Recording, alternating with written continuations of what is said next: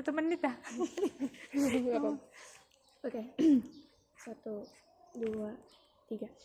Assalamualaikum warahmatullahi wabarakatuh. Let me introduce myself and my friend. I am Mudrika Al-Fadila Tajudian and she. I am Cindy Rianita, We will explain about the facilities and infrastructure. as well as the improvement of Islamic education. Have a good time watching, guys.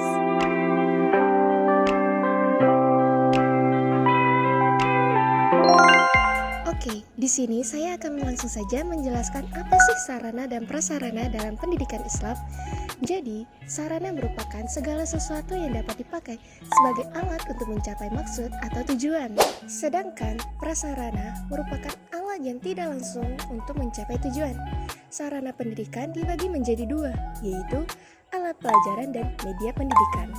Nah, yang pertama ada alat pelajaran. Jadi, apa sih alat pelajaran itu? Jadi, alat pelajaran adalah benda yang secara langsung digunakan guru dan murid untuk pembelajaran.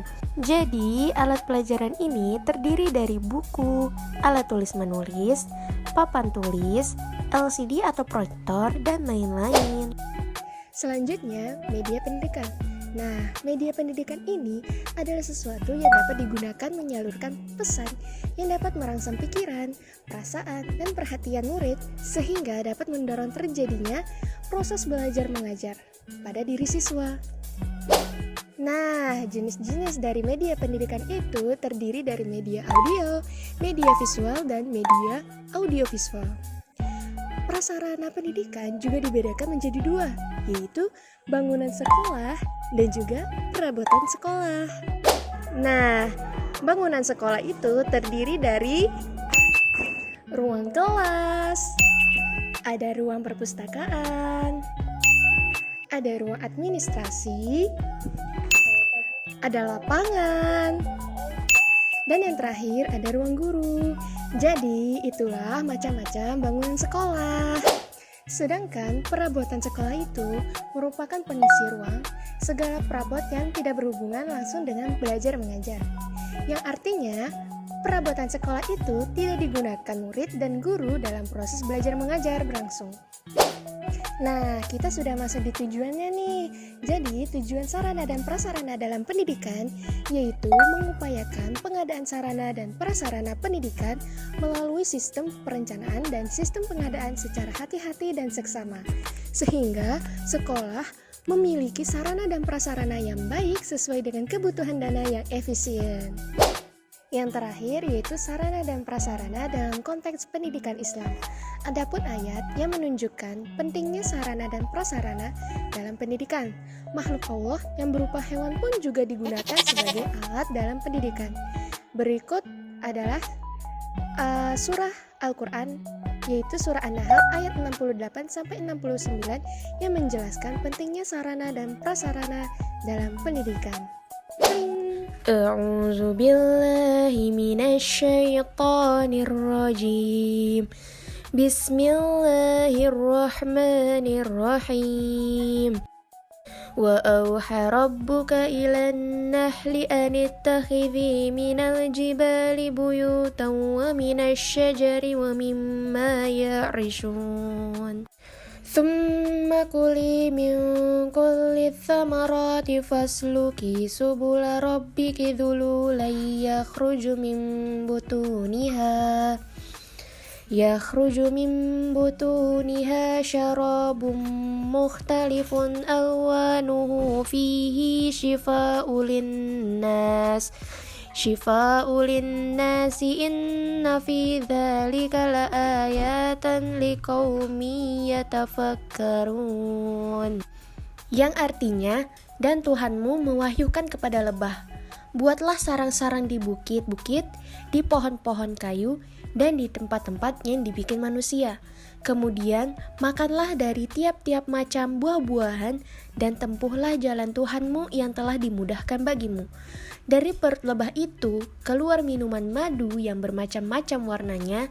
Di dalamnya terdapat obat yang menyembuhkan bagi manusia. Sesungguhnya pada yang demikian itu benar-benar terdapat tanda kebesaran Tuhan bagi orang-orang yang memikirkan.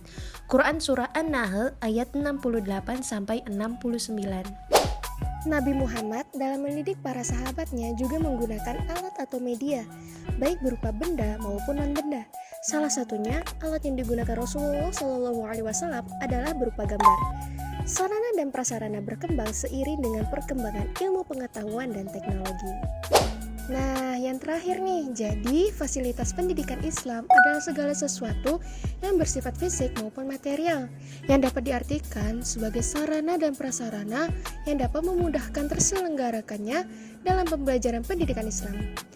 Nah, sarana yang diperlukan dalam pembelajaran dibedakan menurut fungsi, jenis, dan sifat barang. Oke, sebelumnya kita sudah membahas tentang sarana, prasarana, dan fasilitas pendidikan Islam yang sangat berperan penting dalam pendidikan Islam. Nah, sekarang kita akan membahas tentang suatu hal yang tidak kalah penting. Kira-kira apa tuh teman-teman? Tahu nggak? Ya, bener banget.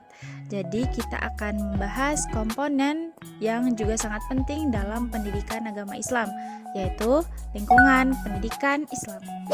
Dalam arti yang luas, lingkungan mencakup iklim dan geografis, adat istiadat, pengetahuan, pendidikan, dan alam. Lingkungan adalah sesuatu yang berada di luar dari anak-anak dan mempengaruhi perkembangannya, yang dapat berdampak positif maupun negatif. Lingkungan yang nyaman dan mendukung bagi terselenggaranya suatu pendidikan sangat dibutuhkan dan turut berpengaruh terhadap pencapaian tujuan pendidikan yang diinginkan. Demikian pula dalam sistem pendidikan Islam, lingkungan harus diciptakan sedemikian rupa sesuai dengan karakteristik pendidikan Islam itu sendiri. Lingkungan pendidikan Islam dalam perspektif Islam adalah sesuatu yang ada di sekeliling tempat anak melakukan adaptasi yang meliputi lingkungan alam dan lingkungan sosial. Secara global, lingkungan pendidikan dalam pendidikan Islam dikelompokkan menjadi 3, yaitu lingkungan keluarga, lingkungan sekolah, dan masyarakat. Lingkungan keluarga. Lingkungan keluarga adalah lingkungan pertama kali dalam membentuk kepribadian anak. Makanya, peran orang tua sangat penting dan berpengaruh sekali terhadap perkembangan jasmani, perkembangan rohani, model pendidikan keimanan yang diberikan orang tua kepada anak menuntut agar lebih dapat merangsang anak dalam melakukan contoh perilaku orang tua uswatun hasanah. Selanjutnya yaitu sekolah. Sekolah adalah lembaga pendidikan nomor 2 sesudah keluarga. Karena semakin besar kebutuhan anak, maka orang tua menyerahkan tanggung jawabnya sebagian kepada lembaga sekolah. Makanya sekolah merupakan lembaga pendidikan sebagai penerus dari keluarga. Karena itu, apa yang diajarkan oleh keduanya jangan sampai bertentangan antara lingkungan keluarga dan lingkungan sekolah. Pendidikan dalam pendidikan masyarakat ini bisa dikatakan pendidikan secara tidak langsung, pendidikan yang dilaksanakan dengan tidak sadar oleh masyarakat dan anak didik. Secara sadar atau tidak telah mendidik dirinya sendiri, mencari pengetahuan dan pengalaman sendiri, mempertebal keimanan serta keyakinan dan keagamaan di dalam masyarakat.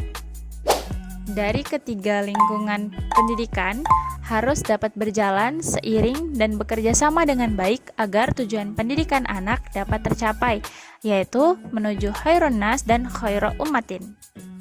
Nah, itu tadi penjelasan tentang sarana, prasarana, dan fasilitas pendidikan Islam serta lingkungan pendidikan Islam. Jadi, mohon maaf jika ada kesalahan dalam perkataan ataupun perbuatan. That's all from us. Wassalamualaikum warahmatullahi wabarakatuh. See you. Bye-bye.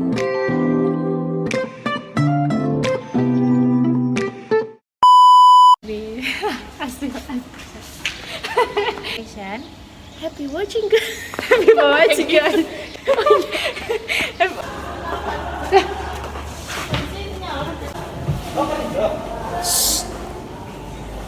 terdiri dari